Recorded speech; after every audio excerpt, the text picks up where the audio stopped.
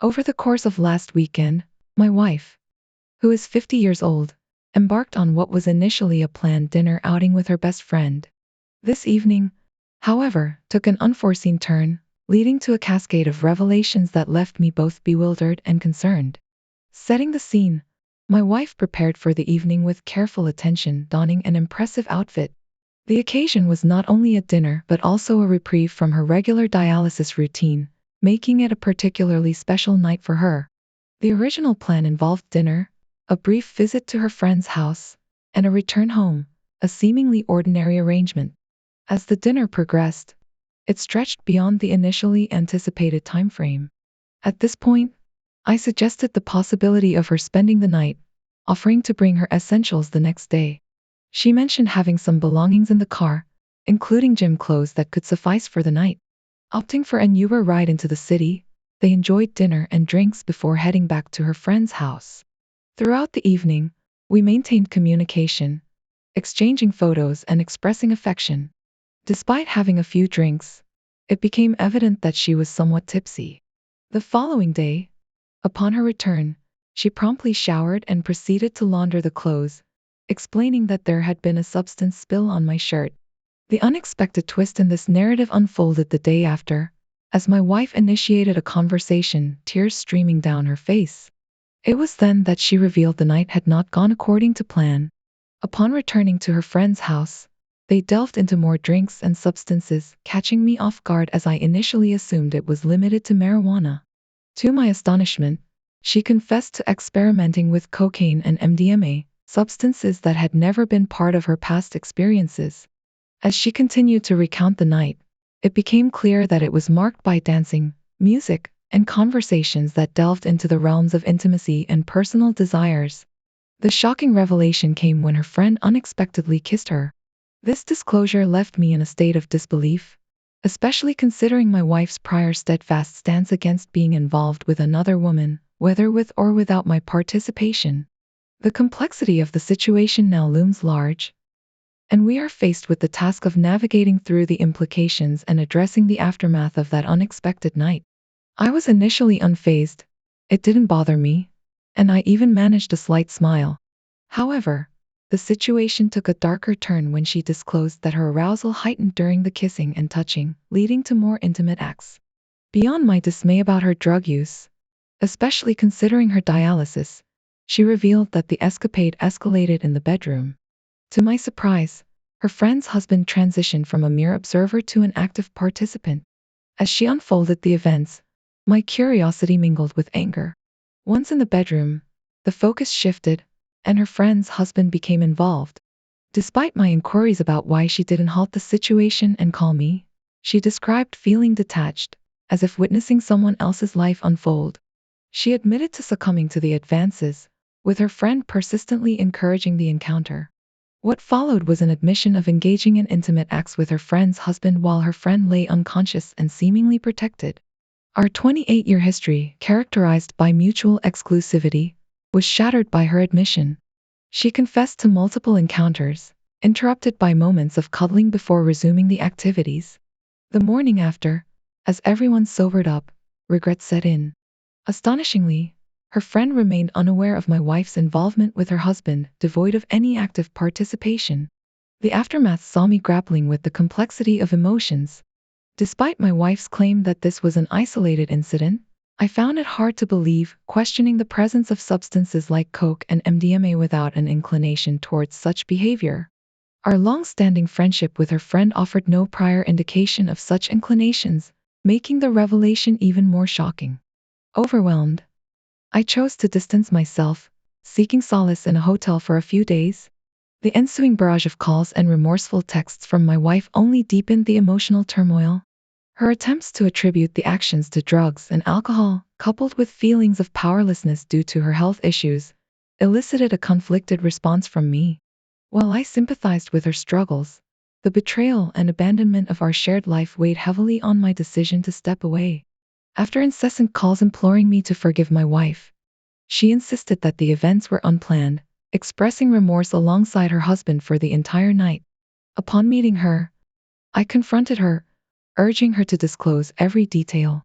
Tearfully, She confessed her regret and pledged to do anything to make amends. As I probed further into her involvement with the husband, she reluctantly provided more details, revealing a disturbing level of enjoyment. To rectify the situation, she suggested her friend would be open to involving me in a similar activity, but I found myself unable to entertain the idea. Convinced that our relationship was irreparably damaged, I decided to pursue a divorce. My meeting with a lawyer is scheduled for next week, and the looming question of where she would reside post-divorce remains uncertain. Her lack of employment and stage kidney disease add complexity to this already tumultuous situation. The sale of our shared house would likely be a necessary step, with potential financial implications for both parties. We also share a college-aged child, adding another layer of complexity to the situation. Reflecting on the situation, I find solace in the supportive comments from others, the bizarre actions of her friends, who provided substances to a sick individual, raise questions about their judgment. The fact that my wife willingly participated in the events, irrespective of her state, underscores a series of poor decisions throughout the night. Despite the challenges ahead, the sympathy expressed by others is a source of comfort. Acknowledging the gravity of the situation, I am resolute in my decision to end the marriage. The betrayal of infidelity and the ensuing fallout have taken a toll, but I remain focused on navigating the complexities of the divorce process and moving forward. The notion that her need for a kidney transplant justifies her adulterous actions is met with incredulity. The end of life's journey does not excuse deceit, cheating, or making someone else's life miserable. The involvement of drugs in this disturbing scenario further complicates an already difficult situation. In the aftermath of a distressing revelation, a woman exhibited a level of maturity that belied the chaos she had wrought. Despite engaging in actions that could have lasting repercussions, she remained cognizant of her limits and the potential consequences. Throughout the tumultuous experience, she maintained communication with her husband, texting him throughout, demonstrating an acute awareness of her choices. However, the pursuit of short-term enjoyment without due consideration of the enduring fallout left a trail of emotional wreckage. In a parallel narrative, a relationship faces a crossroads as a couple grapples with the aftermath of couples therapy. A 12-year marriage, initially characterized by stability and support, takes an unexpected turn when the couple seeks therapy due to concerns for a struggling friend. Despite initial reservations about the therapeutic process being perceived as hippy-dippy, the husband accedes to attending sessions with his wife. As the therapy unfolds, the therapist identifies profound trust issues within the wife, rooted in a tumultuous upbringing marked by a callous act of selling her beloved dog by her father. The revelation of her strikingly low score of 8 on the Big Five personality test underscores the depth of her distrust of others. Her perception of people as inherently self-serving and two-faced becomes a focal point, creating a perceived moral disadvantage for herself. Delving into the intricacies of her distrust, the wife articulates a belief that people act solely in their self-interest, leaving her feeling morally disadvantaged. Paradoxically, she displays kindness, offering advice and support to friends in need. Her dedication to unpaid work for stray animals reveals a preference for their company over that of humans, driven by a belief that people do not feel guilt when hurting her. As the therapy session progresses to discussions about marriage and trust, the wife's tight-lipped demeanor hints at deeper issues that remain unexplored within the relationship. The complexities of trust, intertwined with personal history and conflicting emotions, add layers of nuance to their therapeutic journey. The future of their marriage hangs in the balance, with questions about trust and healing lingering on the horizon. The revelations in therapy were startling. My wife openly admitted that she didn't trust me as much as I thought. According to her, she married me because of my honesty, suggesting that I had a self-centered motive. She expressed a disdain for those who feign kindness and compassion only to betray others, and she preferred the straightforwardness of an honest person. Despite my belief that I embody both honesty and kindness, her perspective diverged, asserting that, in her eyes, I fell short in the latter. A shocking revelation followed. She confessed to omitting the in sickness and in health part from our vows. Her reasoning was rooted in a fear that I might divorce her if she faced a serious health issue like cancer. Strangely, she considered this omission a coping mechanism, preferring the certainty of expecting disappointment rather than the unpredictability of my reaction. The revelation left me grappling with the realization that our marital foundation was built on a distorted understanding of each other. I confronted her outside of therapy, questioning why she had married me. Her response was a mixed bag of conflicting sentiments. She valued my hard work and honesty, appreciating that I didn't conform to societal norms of feigned kindness. She believed she understood me on a deeper level, creating a sense of safety in our relationship. However, when I suggested divorce, implying that her perception of me as merely honest, not good, was a deal breaker, she vehemently defended our marriage. From her perspective, our relationship was functioning well, raising children together and lacking any significant issues. This revelation, however, left me grappling with the unsettling realization that my wife didn't perceive me as a good person. The foundation of our marriage felt shaky, prompting me to question the authenticity of our connection. Despite our mutual love, her admission during therapy that she wasn't sure if she could love humans, given their perceived selfish and destructive nature, cast doubt on her feelings towards our children. In response to suggestions about seeking therapy independently, I pondered the need for a mediator to bridge the gap between her skewed reality and mine. It became evident that her definitions of love, trust, goodness, and honesty deviated significantly from societal norms. For her, the value of being a good person surpassed the facade of appearing good. The complexity of navigating a relationship with such contrasting perspectives underscored the need for external guidance to reconcile our differing realities. Opie's wife's perspective sheds light on her belief that being a truly good person is an unattainable ideal. While Opie may feel hurt, her honesty about her genuine thoughts is a vulnerable act. It's crucial for Opie to avoid inadvertently twisting her words against her, as this would only further erode trust. Seeking therapy both individually and as a couple is essential for Opie to process and understand the depth of his wife's feelings.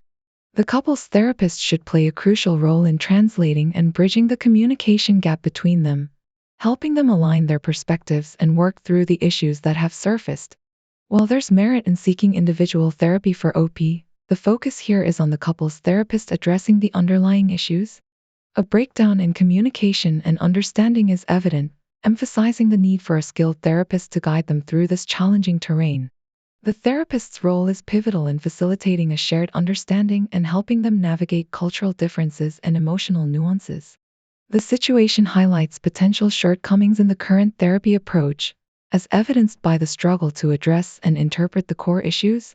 While OP may consider individual therapy, the focus should remain on the couple's therapist fulfilling their role in helping both partners comprehend and bridge their differences. In the final story, a relationship faces a significant test when a girlfriend cancels plans to have dinner and drinks late into the night with a male friend.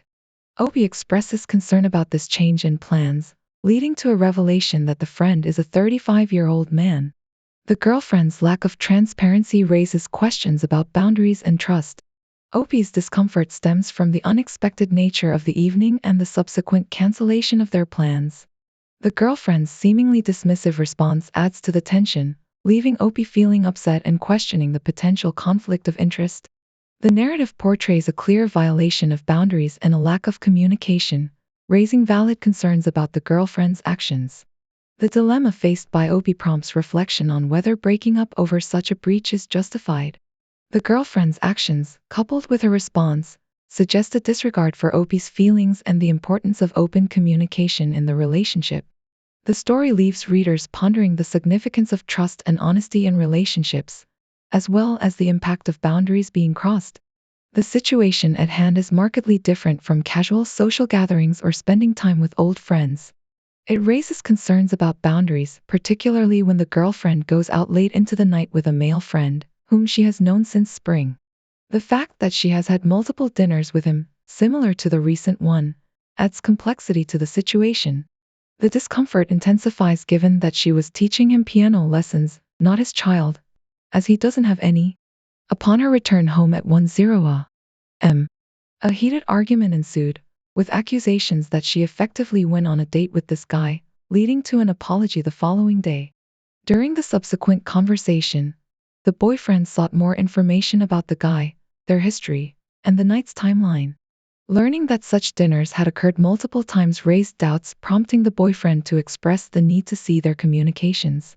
However, The girlfriend rejected this, deeming it invasive. An ultimatum was presented, marking a point of no return. The girlfriend, rather unexpectedly, opted for a break and subsequently left after the discussion about the relationship's positive aspects and any unaddressed issues.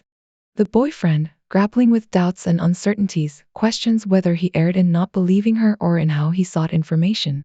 Considering the repeated occurrences and the secretive nature of their interactions, the boyfriend questions the sincerity of the girlfriend's actions.